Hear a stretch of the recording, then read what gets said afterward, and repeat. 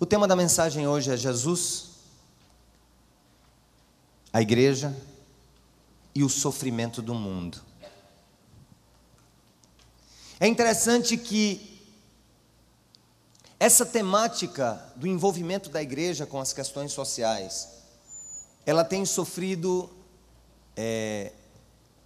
ora ataques justos, ora totalmente injustos. Alguns acham que o papel da igreja mesmo é apenas pregar o evangelho. É a dimensão individual da fé. O Deus que eu preciso ter.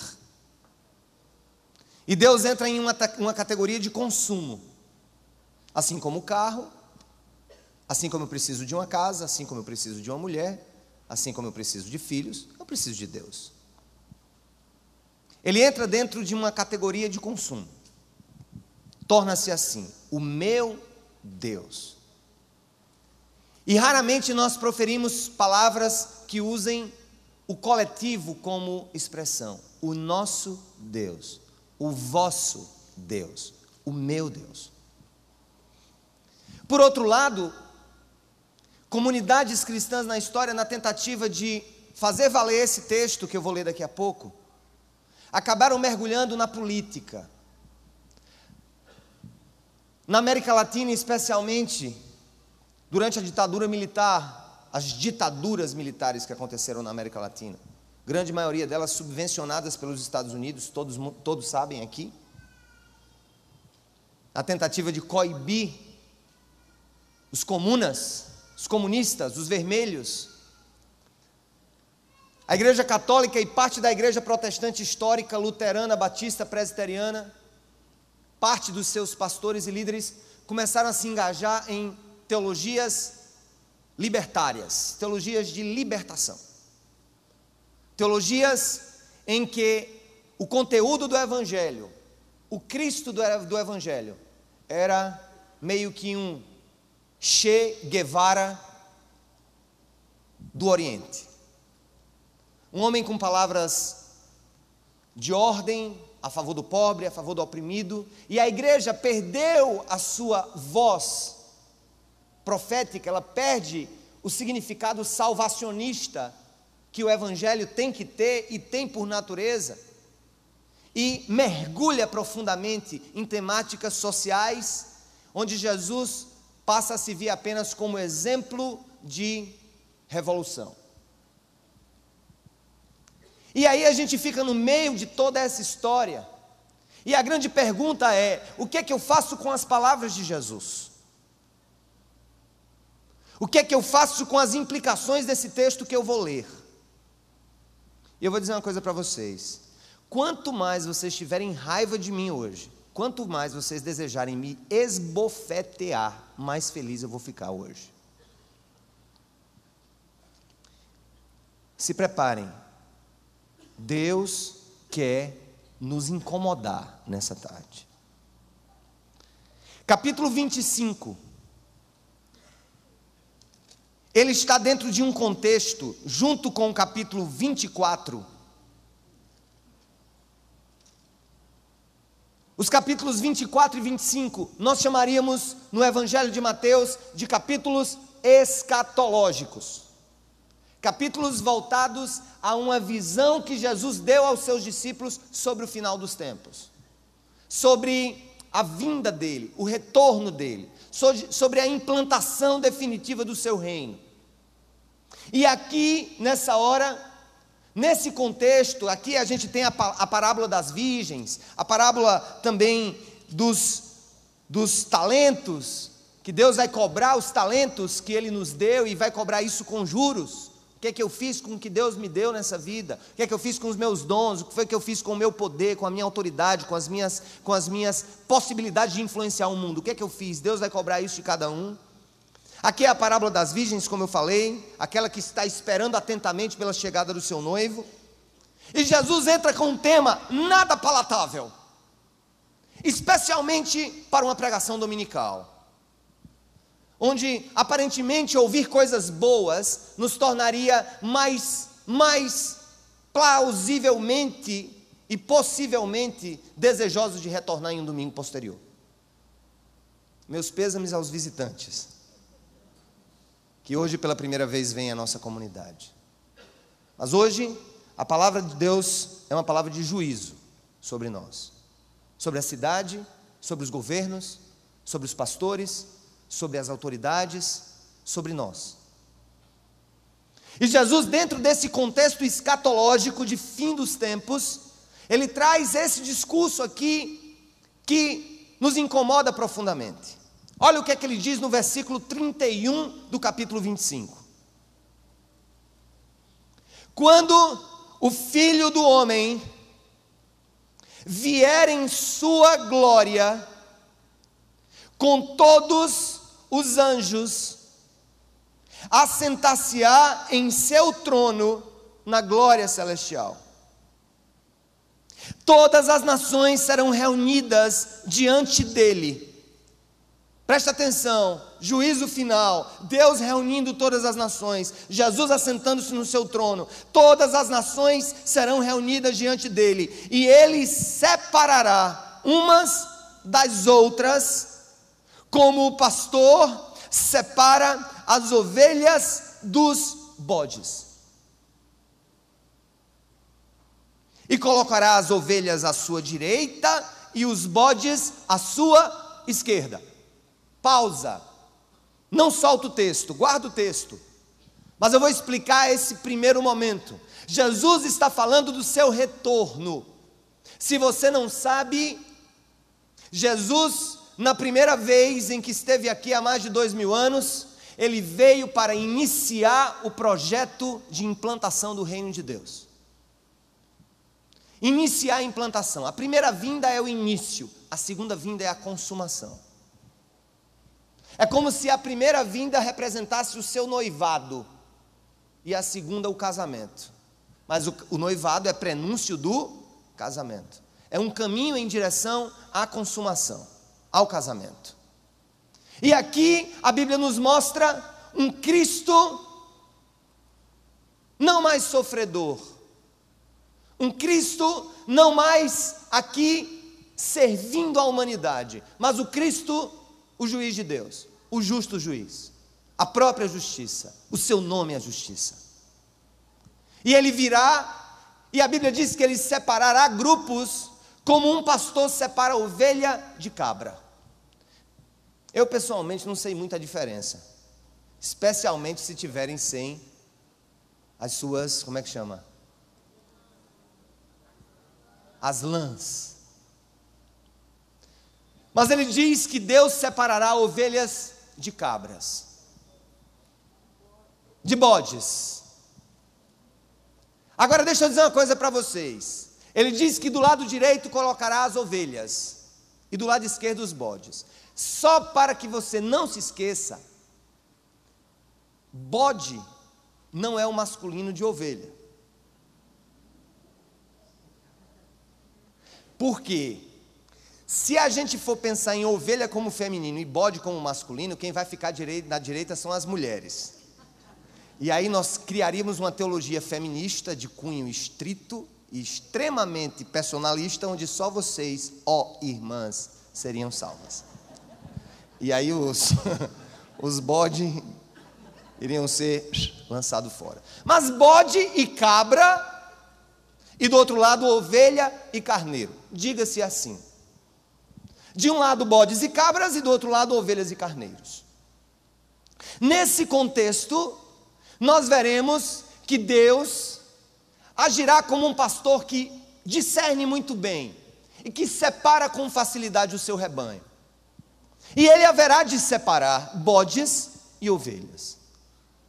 Mas é interessante que no meu entendimento, os bodes e as ovelhas aqui se referem ao que nós pudéssemos chamar genericamente de povo de Deus. As igrejas, seus pastores, seus padres, seus líderes, seus membros, seus diáconos, seus presbíteros, estão ali como um rebanho. Mas haverá um momento em que de um lado estarão as ovelhas e do outro lado estarão os bodes. E a Bíblia diz, nesse momento, que é um momento em que as nações serão julgadas, os povos serão julgados pelo Senhor. E ele continua e diz o seguinte: então o rei dirá aos que estiverem à sua direita: venham, benditos do meu Pai, recebam como herança o reino que lhes foi preparado desde a criação do mundo. Pois eu tive fome e vocês me deram de comer. Eu tive sede e vocês me deram de beber. Eu fui estrangeiro e vocês me acolheram. Eu necessitei de roupas e vocês me vestiram. Estive enfermo e vocês cuidaram de mim. Estive preso e vocês me visitaram.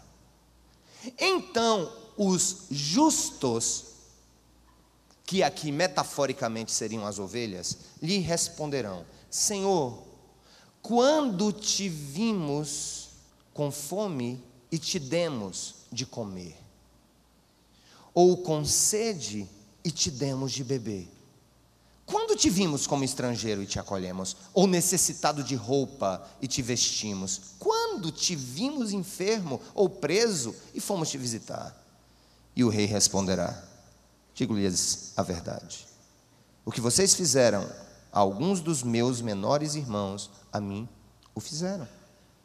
Então ele dirá aos que estiverem à sua esquerda: malditos, apartem-se de mim para o fogo eterno, preparado para o diabo e os seus anjos. Pois eu tive fome e vocês não me deram de comer. Eu tive sede e nada me deram para beber. Fui estrangeiro e vocês não me acolheram. Necessitei de roupas e vocês não me vestiram. Estive enfermo e preso e vocês não me visitaram. Eles também responderão: Senhor, quando te vimos com fome ou com sede, ou estrangeiro, ou necessitado de roupas, ou enfermo ou preso e não te ajudamos? E ele responderá: digo-lhes a verdade.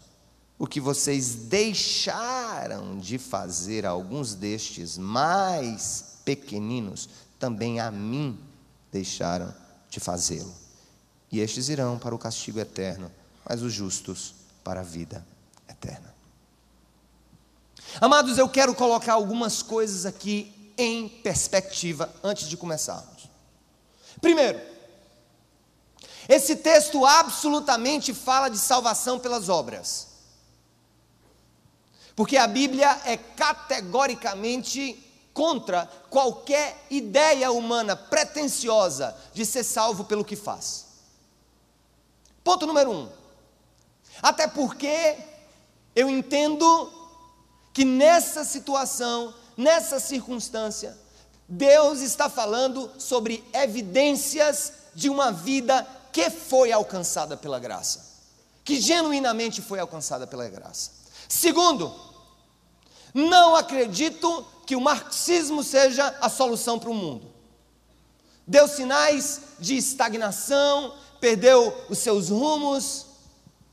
Não acredito que a solução do Brasil ou de qualquer nação seja o comunismo, nesse sentido em que a força do Estado expropria seus bens e de maneira obrigatória divide com os que não têm. Não acredito absolutamente que a intenção de Jesus foi promover movimentos de revolução armada, ou quer que seja, no sentido de tornar aquilo que se deve fazer uma obrigação, e simplesmente uma obrigação em que não estão presentes a volição humana e o desejo pleno de se fazer o que deve ser feito. Mas aqui Jesus coloca diante de nós uma questão muito importante, você não pode esquecer. Por favor, não esqueça. Jesus está considerando o juízo da humanidade a partir da perspectiva em que ele olha para aqueles a quem ele deu condições, a quem ele deu possibilidades, a quem ele deu poder, a quem ele deu autoridade, a quem ele deu dinheiro, a quem ele deu cultura, a quem ele deu oportunidades, e como nós, enquanto cristãos, seremos capazes de olhar para o mundo e responder aos seus clamores, como se o mundo, e tendo de fato a certeza de que o mundo e os que nele sofrem representam efetivamente a figura do crucificado. Jesus está aqui se identificando, não é uma simples empatia com o sofrimento alheio. Aqui Jesus se põe nessa posição. A grande questão que nós precisamos entender hoje é que nós, de uma maneira ou de outra, herdamos um evangelho incompleto. Um evangelho triunfalista, um evangelho americano. E quando eu digo um evangelho americano, é o evangelho americano do grande milagre americano, do American Dream. Missionários vieram para cá e graças a Deus trouxeram a palavra da graça, que a salvação é pela fé em Jesus. Mas esqueceram de ensinar a igreja brasileira a olhar para suas mazelas. Esqueceram de ensinar a igreja brasileira a olhar para suas favelas. Porque na década de 30, de 40, de 50 não havia bolsões de pobreza nos Estados Unidos como havia no Brasil e como ainda há no Brasil. Quem visitou a América e anda no sul e passa pelo Arizona, pelo Texas, pelos estados secos dos Estados Unidos, verá cactos muito maiores do que os mandacarus que fuloram na seca do Nordeste. Mas lá ninguém morre de sede. Lá ninguém morre de sede. Não existe esse fenômeno extremamente iníquo que nós vivemos no Brasil do século 21. Onde pessoas estão agora no Nordeste do Brasil morrendo de sede, perdendo o pouco que tem na representação do seu gado, porque a sua terra pouco vale. E eu digo, o que é que eu vou fazer então com essa palavra? Eu vou fazer de conta que eu não vi?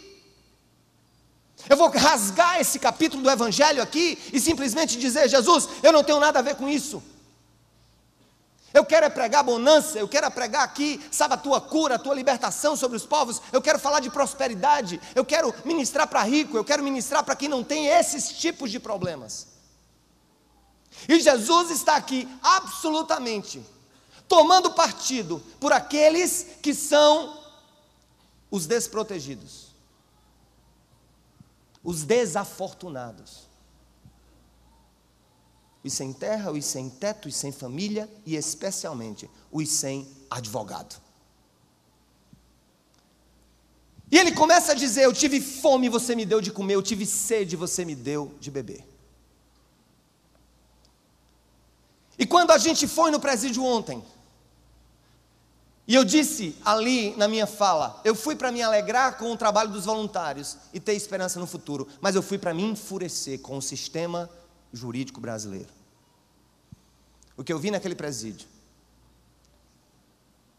na sua grande esmagadora maioria, foram mulheres pobres e ou negras. E muitas banguelas. Não quero aqui minimizar o peso que é um pecado contra Deus, de roubar, de matar. Não há absolutamente nada que as isente do pecado diante de Deus, assim como não há nada que nos isente das consequências do nosso pecado diante de Deus, a não ser o arrependimento e a graça do Senhor. Agora, se elas são culpadas pelo crime que cometeram, nós somos culpados pelo bem que não fazemos. Se elas são culpadas pelo mal que fizeram, nós somos culpados pelo bem que não fazemos. Porque é inadmissível. Hoje, e aqui não denuncio o Ricardo, não denuncio o Maranhão, não denuncio quem quer que seja. Aqui é uma denúncia ao sistema iníquo desse país, corrupto, iníquo. É inadmissível que uma mulher passe 10 anos no presídio e não tenha tido o privilégio de tomar água fria e tratada.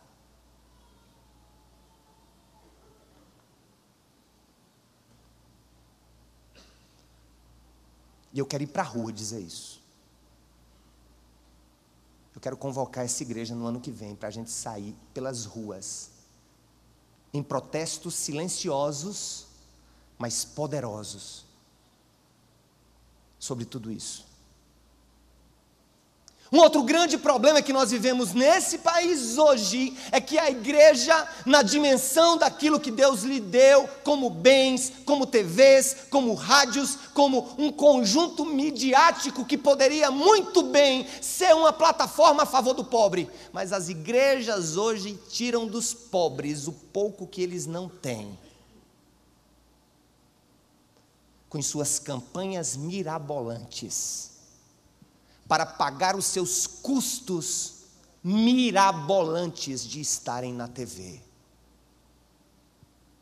É triste ver nesses grandes auditórios milhões de pessoas, milhares e milhões de pessoas, que estão ouvindo o seguinte: você precisa de Jesus. E não estou dizendo que ninguém não precise, todos precisamos, mas elas precisam de outras coisas que lhes são devidas, independente delas serem cristãs ou não. Comida, água, dignidade, transporte de qualidade. Nós, na América Latina,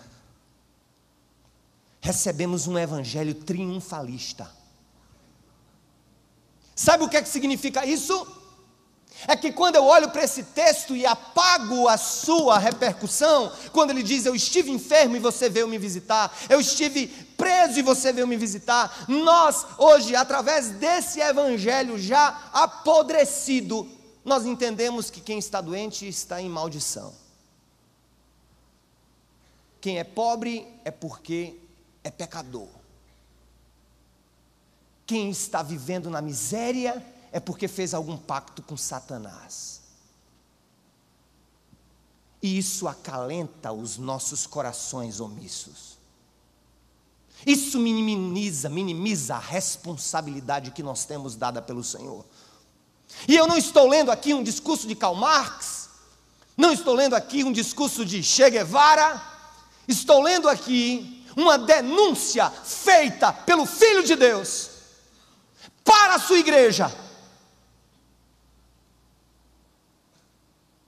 Isso aqui não foi dito para os fariseus, nem foi dito para o Império Romano. Isso aqui foi dito para a sua igreja.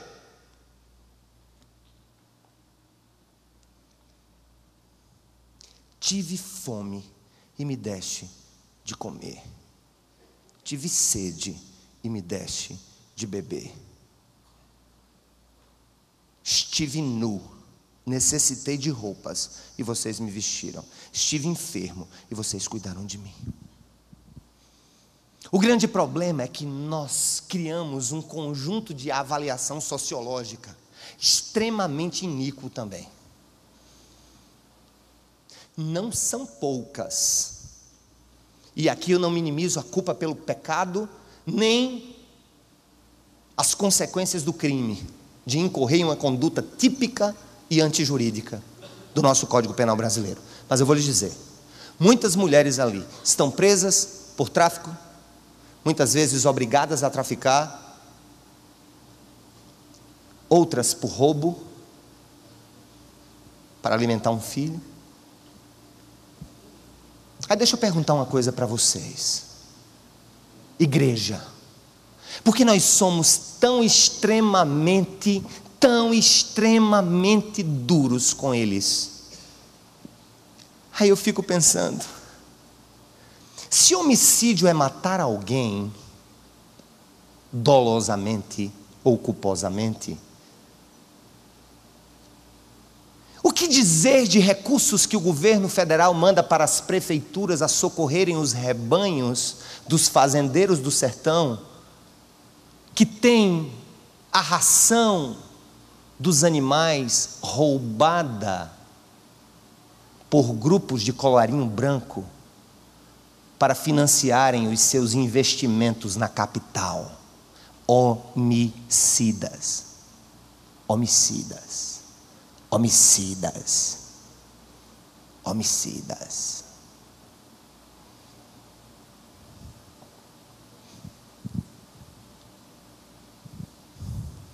O que dizer então daqueles que sonegam tributos, que sonegam aquilo que é devido ao Estado para que ele possa fazer o que muitas vezes não faz, mas não nos exime de ter essa obrigação? Ladrões, ladrões. Quem compra recibo de psicólogo ou de médico para diminuir o valor a ser pago no final de ano é ladrão. Ladrão. Ladra.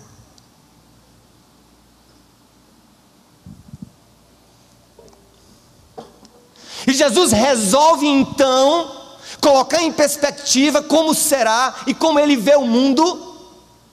E ele olha o mundo na óptica do oprimido, sim.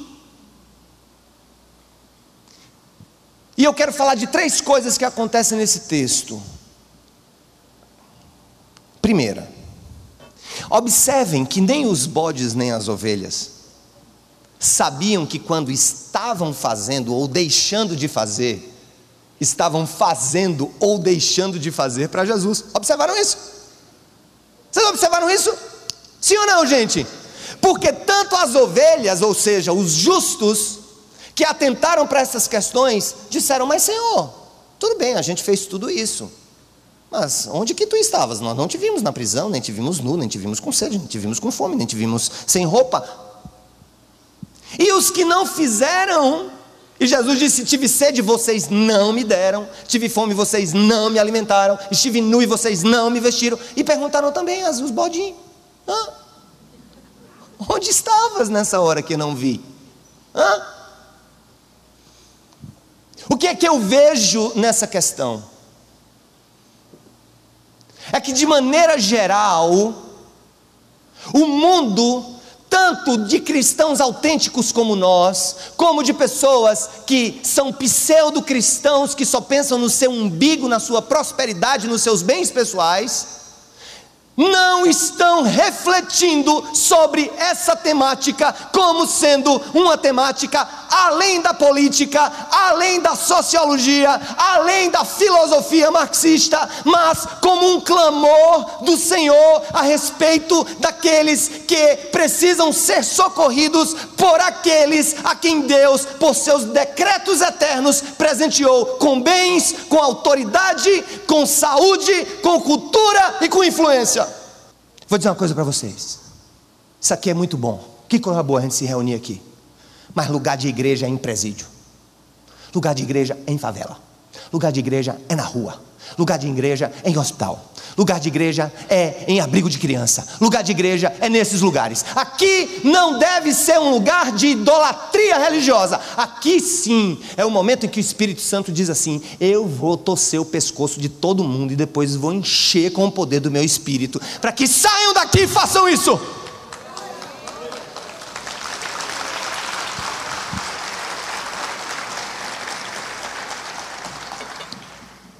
Primeira conclusão é que não há reflexão responsável sobre essa temática, porque nem os que fazem, nem os que não fazem, não estão tendo uma convicção mais ampla do que significa isso ou não significa. Segunda coisa,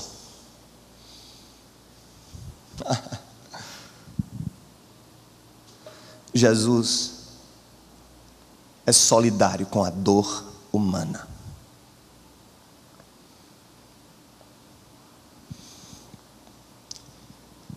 Empatia é a capacidade de se colocar no lugar do outro, não é isso? De olhar para o outro assim, sofrer o sofrimento do outro, mas Jesus tem isso de maneira plena.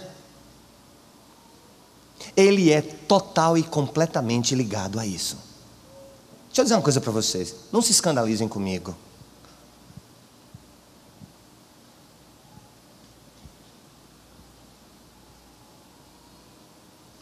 Que lugar Jesus escolheria se voltasse hoje a João Pessoa, ou se tivesse nascido na primeira vez aqui, se tivesse encarnado, digo assim, aqui em João Pessoa hoje?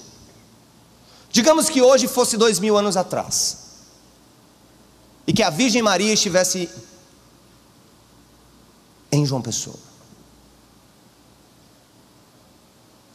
Onde estaria a Virgem? Estaria ela em alguma cobertura na praia de Tambaú? Onde estaria a Virgem? Talvez na favela São José.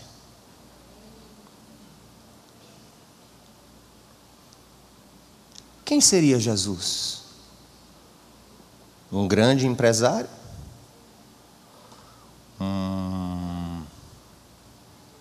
Industrial? Um procurador da Fazenda Nacional?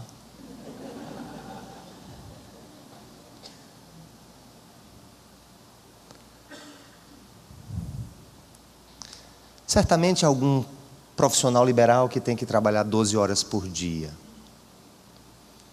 Ou talvez um empregado de uma marcenaria. Talvez hoje Jesus estivesse montando os novos móveis que você comprou na nova loja de móveis decorados de João Pessoa. Doeu? Eu tenho certeza que ele estaria muito mais aliado aos pobres, presidiários, mendigos, órfãos, nordestinos, sertanejos, agricultores do nosso sofrido sertão. E aí eu entendo o problema do triunfalismo, ora americano, ora dessas neoteologias loucas, que só falam em poder, em autoridade, e uma má interpretação da Bíblia, quando diz eu sou cabeça e não sou cauda. Eu quero dizer, Jesus se fez cauda. E nesse processo eu entendo hoje com mais perspicácia, meu entendimento hoje é ampliado, porque nós amamos falar do Jesus Rei, o provedor, o que cura, o que salva, o que vai me dar herança, o que tem as bênçãos e as dádivas preparadas para mim. Nós esquecemos de lembrar do Jesus sofredor, servo dos servos, homem de dores, que não tinha onde reclinar a sua cabeça. E aí, eu começo a me lembrar de outro momento em que Jesus fala com um jovem rico, e ele diz, é mais fácil que um camelo, não é um camelo animal, mas talvez uma linha grossa daquele tempo, entrasse num agulha, no fundo de uma agulha, do que um rico entrar no reino dos céus. Porque a riqueza normalmente nos torna arrogantes, ensimesmados, independentes, autossuficientes, insensíveis, insaciáveis e sempre incompletos na busca de uma completude que a nossa riqueza nunca vai nos dar. E essa insensibilidade para o que acontece, para o que se passa, louva a Deus. Louva a Deus por todos aqueles que mesmo sem poder se envolvem e estão se envolvendo com o Godstock. E peço misericórdia a Deus para aqueles que mesmo podendo, nada fizeram. Agora é tarde. Inscrições encerradas.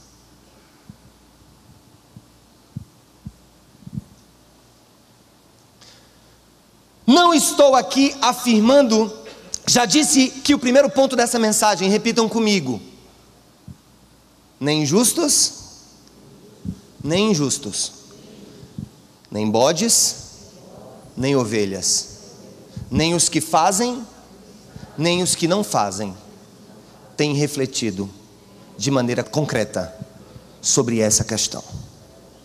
É por isso que perguntaram a Jesus. Segundo, repita, Jesus se identifica muito mais com as dores humanas do que com os nossos palácios. E terceiro e último lugar, qual a razão de tudo isso? Qual a razão de Jesus dizer: estive preso e me visitaste, nu e me vestiste, estive com sede e me deste de beber, tive fome e me deste de comer? É porque Jesus não só se identifica com o sofrimento, Jesus se identifica com a própria essência da natureza humana. Nós não podemos esquecer que o Verbo se fez carne e habitou entre nós. Jesus se fez carne e habitou entre nós. Ele se identificou, mas ao mesmo tempo ele veio mostrar que a essência do homem, da prostituta que estava ali para ser apedrejada, da adúltera que estava ali para ser apedrejada, da prostituta que estava ali chorando aos seus pés, de Zaqueu, aquele agiota daquele tempo. Essas pessoas, independentemente de suas iniquidades, elas carregam no seu coração a imagem e semelhança de Deus. É por isso também que a Bíblia diz: como é que você diz que ama a mim que você não vê e não ama a pessoa que você vê? Como é que você me diz que você me ama sendo eu perfeito e você imperfeito, e você não consegue amar o imperfeito como você é? Amados, esse texto me amedronta. Não que fazer essas coisas me dê salvação. Nessa hora talvez os espíritas possam pensar: poxa, nós somos as ovelhas.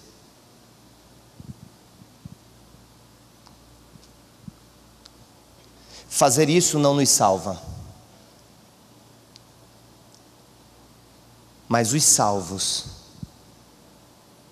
são aqueles que fazem isso. É um trocadilho meio doido, né? Fazer isso não nos salva, mas os salvos querem fazer isso, lutam para fazer isso.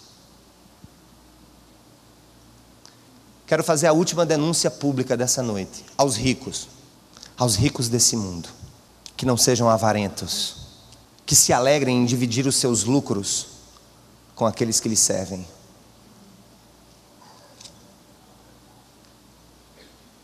Salário mínimo, como o próprio nome diz, é mínimo.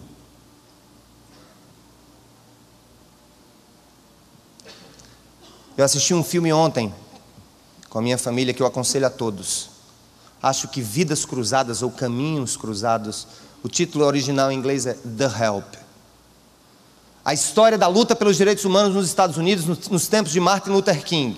As relações que havia, escuta, o que é mais louco nesse filme é que mostra as relações que havia entre os brancos cristãos do sul dos Estados Unidos, especialmente Mississippi, na área de Jackson. Os cristãos ricos do sul dos Estados Unidos, a grande maioria republicanos de direita.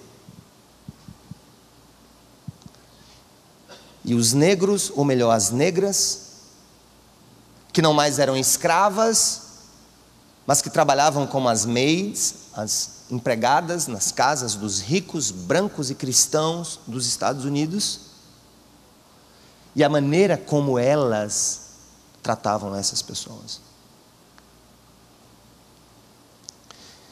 Não há uma regra para se falar sobre injustiça financeira, social. Eu não posso aqui quantificar o que é o que não é, porque eu fico pensando, talvez na vida de um pequeno empresário que luta para pagar os seus impostos em dia, ter alguém com um salário mínimo já é uma grande luta. Não é para vocês que eu falo, meus amados. Eu sei as lutas que vocês passam, e como procurador também sei, os melhores pagadores a Fazenda Nacional são os pequenos empresários que vendem seus carros do ano para pagar as suas contas. Eu me refiro à consciência que Deus quer enxertar dentro do coração da sua igreja a respeito de que as maiores possibilidades de transformação social que a igreja pode estar nela envolvida é quando nós somos beneficiários de muitas coisas